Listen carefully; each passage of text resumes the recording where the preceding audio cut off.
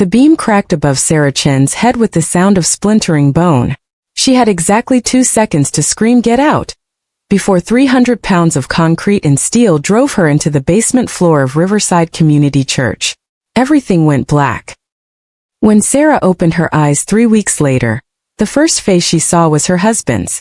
Pastor David Chun sat beside her hospital bed, his eyes red-rimmed, his hand clutching hers like a lifeline. "Thank God," he whispered, pressing his lips to her knuckles. "Thank God you're back." Sarah tried to sit up. Nothing happened. She tried again, concentrating on her legs, willing them to move. Nothing. "Don't," David said softly. "Sarah, don't try yet. The doctors, they said there was damage to your spine." The word hung in the sterile air between them. Damage. Sarah stared at the white ceiling tiles, each one a tiny prison cell, and felt her world collapse for the second time in 3 weeks. "The children," she managed to croak. "The people in the basement. Everyone else made it out. Because of you." David's voice cracked with what sounded like genuine emotion. "You pushed those kids to safety. You're a hero, Sarah. The whole congregation is praying for you." Hero. The word tasted like ash in her mouth. Dr. Patel arrived an hour later with careful words and cautious hope. Partial paralysis. Extensive physical therapy. Possible recovery but no guarantees. Sarah nodded through it all, watching David's face contort with concern that looked almost theatrical in its intensity. "We'll get through this," David promised as they wheeled her to the van 3 days later. Together. In sickness and in health, remember. Sarah wanted to believe him. She really did. The first month at home, David transformed into the perfect caretaker. He helped her dress, monitored her medication, scheduled her physical therapy sessions. But there was something else too, something that made Sarah's skin prickle with unease she couldn't quite name. He checked her phone constantly. "Just making sure you're not overwhelmed with messages," he'd say, scrolling through her texts before handing it back. When her best friend Monica tried to visit, David intercepted her at the door. Sarah could hear their hushed conversation from the living room. "She's not ready for visitors yet, Monica. The doctor said." "David, I just want to see her for 10 minutes. I brought her favorite." "I really think it's best if we wait. She's very fragile right now." Monica's voice dropped to something harder. "She's not made of glass, David. I know my wife's limits better than you do." The door closed. Sarah heard Monica's car pull away. When David returned, his smile was apologetic but his eyes were cold. "You need your rest," he said simply. But Monica was persistent. She came back 2 weeks later when David was at a deacon's meeting. She brought Thai food and determination. "How are you really doing?" Monica asked, settling onto the couch beside Sarah's wheelchair. "I'm managing." David's been attentive. "Too attentive?" Monica raised an eyebrow. "Sarah, I've been your friend for 12 years. Something's wrong. I can see it on your face." Sarah wanted to tell her about the strange hovering, the way David's care felt more like surveillance. But what could she say that didn't sound paranoid? "The building inspector came by the church last week," Monica said, changing tactics. David looked upset. Really upset. He practically shoved the guy out the door. "An inspector? Why would? The church already collapsed." "Exactly." Monica leaned in closer. Why would David be worried about an inspection after the fact? The question planted itself in Sarah's mind like a seed. That night Sarah couldn't sleep. The painkillers made her groggy but not unconscious, leaving her in that strange twilight state where sound seemed amplified. Around 2 a.m., she heard David's voice drifting from his study down the hall. "I know what I did, Marcus. I know." His voice was strained, unfamiliar. "I thought I had more time. I thought no one would be down there that night." Sarah's heart began to hammer against her ribs. "The insurance money will cover it. It has to. We just need to." "Yes, I understand the position I'm in. But she doesn't know. She can't know." The conversation ended. Sarah heard his footsteps in the hallway and quickly closed her eyes, forcing her breathing into the deep rhythm of sleep. David stood in her doorway for a long moment.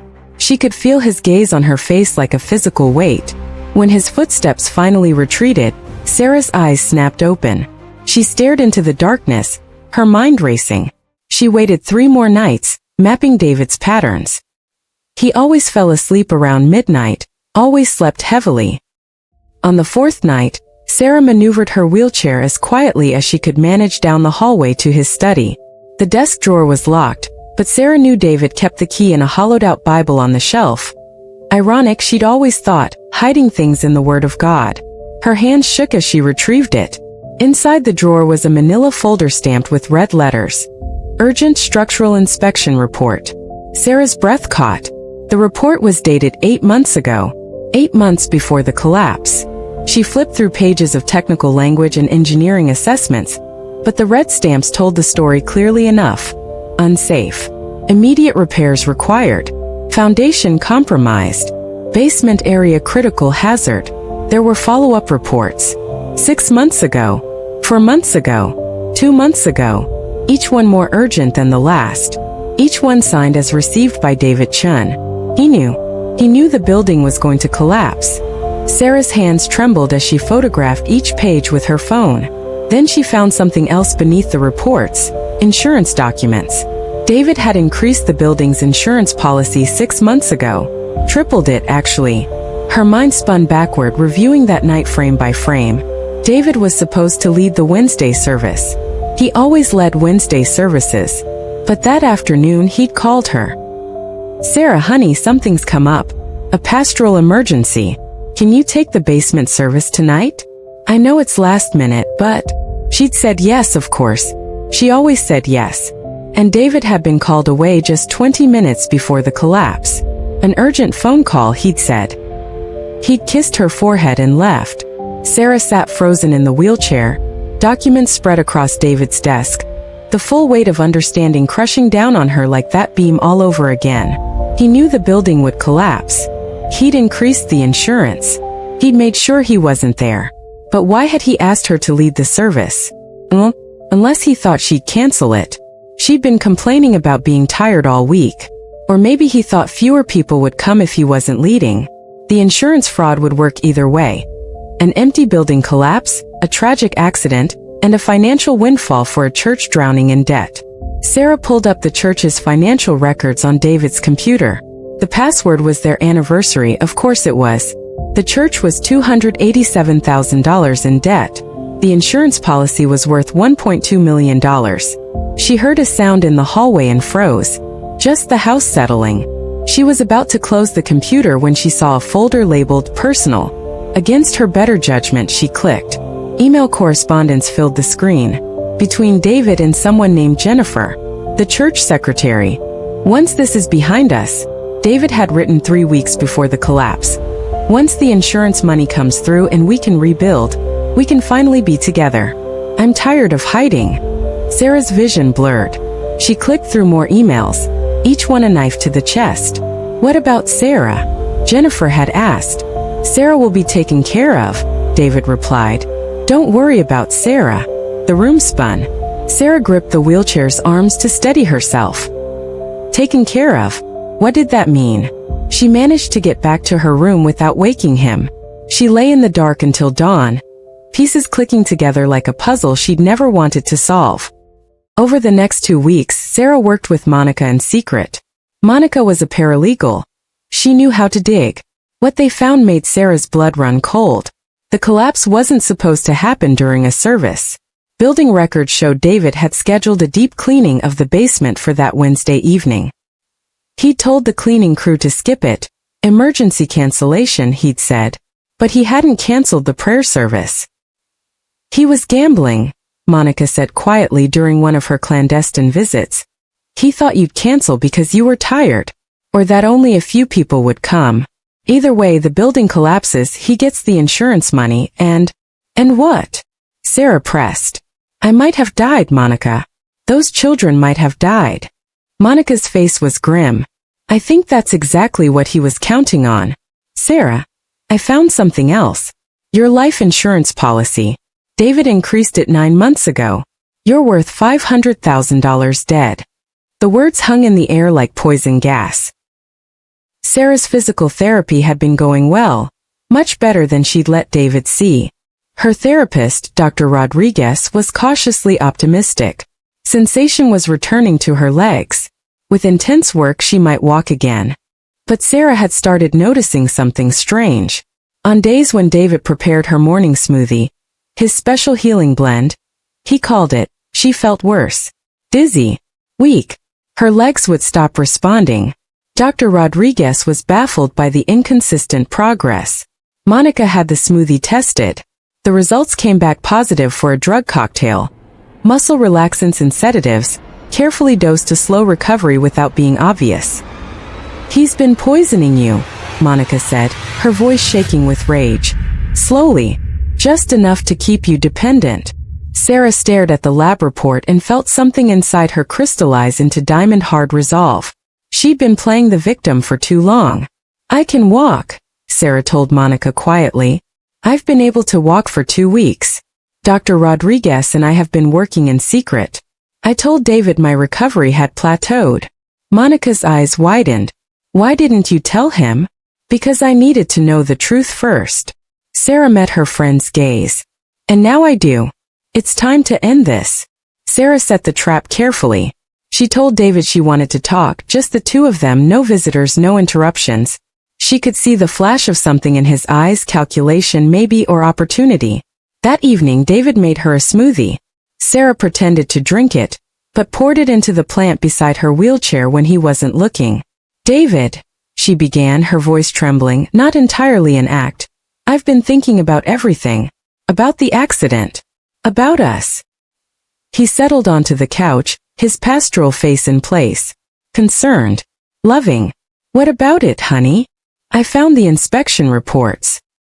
The mask cracked just for a second. Then it was back, but with something harder underneath. Sarah, I can explain. You knew the building was unsafe. You knew it was going to collapse. It wasn't supposed to happen like that. His voice was quiet, reasonable, the same tone he used in sermons. There wasn't supposed to be anyone there. It was supposed to be empty. But I was there. I was there because you asked me to be. David stood up, began pacing. You were supposed to cancel. You've been tired all week. I thought you'd cancel. And if I died? If those children died? He stopped pacing, turned to face her. The mask was completely gone now. The church needed that money, Sarah. We were drowning. And yes, the life insurance would have helped too. I'm not going to pretend I'm a saint. You tried to kill me. I tried to save our church. His voice rose, cracked with frustration. Everything I built, everything I worked for, it was all falling apart. The debt, the judgmental deacons, and Jennifer. He stopped, realizing his mistake. Jennifer. The secretary you're having an affair with. David's laugh was bitter. You know about that too. Of course you do. You always were too smart for your own good, Sarah. The poisoning. The smoothies. His expression shifted to something almost apologetic. I couldn't have you recovering too fast. People would expect me to care for you, to be the devoted husband. But if you just faded away, gave up, the trauma, the depression, the heartbreak, who would question it? The paralyzed pastor's wife who couldn't overcome her grief. Sarah felt ice in her veins. You were going to let me die slowly. I was going to let nature take its course. David moved closer to her wheelchair. And honestly, Sarah, would that be so bad? Look at you. Trapped in that chair, dependent on everyone, no real life ahead of you. Wouldn't it be easier to just let go? He reached out as if to touch her face, and Sarah saw the calculation in his eyes. He was going to do it now. Right now. A pillow maybe, or hands around her throat. The grieving husband who found his wife had given up, who couldn't save her. I've been recording everything, Sarah said quietly. David froze.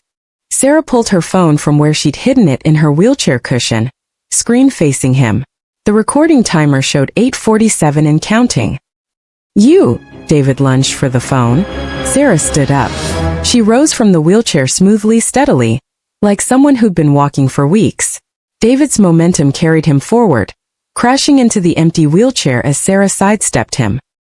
He sprawled on the floor, staring up at her in shock. You can walk. I can walk. I can also call the police. Sarah held up her phone. But I don't need to. They're already here. On cue, Monica opened the front door. 2 police officers entered, followed by a detective Sarah had been working with for the past 3 days. "David Chun," the detective said, "you're under arrest for insurance fraud, attempted murder and poisoning. You have the right to remain silent." David's face cycled through emotions: shock, rage, calculation, and finally resignation. As they cuffed him, he looked at Sarah with something almost like respect. "You were always stronger than I gave you credit for," he said. "I survived you," Sarah replied. "That should tell you everything." They arrested Jennifer the same night. The evidence was overwhelming: the building reports, the insurance fraud, the emails, the poisoning. The congregation was devastated, then angry, then determined to rebuild. 6 months later, Sarah stood at the pulpit of the newly constructed Riverside Community Church. The building was smaller, simpler, but it was safe. Every beam had been inspected, every foundation stone laid with care. "Some of you have asked me how I survived," Sarah said, looking out at the faces of the people she'd known for years. "Not just the collapse, but everything that came after. The truth is, I didn't survive alone. I had friends who refused to leave me. I had doctors who saw me as more than a patient. I had a community that stood by me even when their faith was shaken." She paused, emotion welling up. "I survived 2 collapses, the buildings and my marriage. And you know what I learned? Sometimes God doesn't send us miracles. Sometimes God sends us the strength to save ourselves." The congregation rose to their feet, not in applause but in solidarity. Monica stood in the front row, tears streaming down her face. Dr. Rodriguez sat beside her, smiling. Sarah descended from the pulpit on steady legs and joined them. Later, she'd go home to her new apartment, to her new life free from David's shadow. She'd continue her work advocating for building safety and abuse survivors. She'd rebuild just like the church had. But right now, in this moment, she simply stood. And that was enough. If you've been captivated by Sarah's story, hit that subscribe button and share this video with someone who needs to hear it. Drop a comment below about resilience. What does survival mean to you? And if you believe in second chances, smash that like button. Don't forget to turn on notifications so you never miss an upload. Remember, you're stronger than you think, and your story isn't over yet.